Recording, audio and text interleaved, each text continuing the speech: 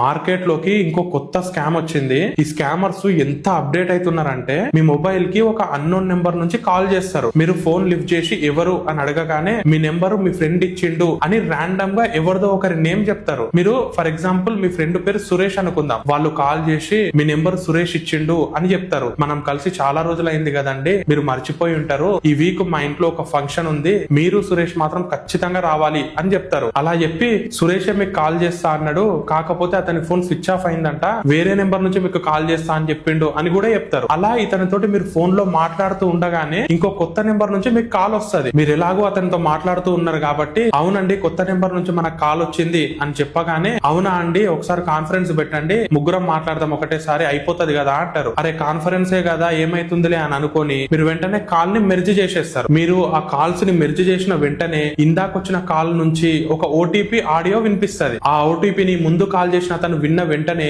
మీ call ని cut చేసేస్తాడు. ఇక్కడ మీ బ్యాంక్ లో డబ్బులు ఖాళీ అయిపోతాయి. తర్వాత మీరు ఎంత ట్రై చేసినా కూడా అది వస్తుందన్న గ్యారంటీ కూడా లేదు.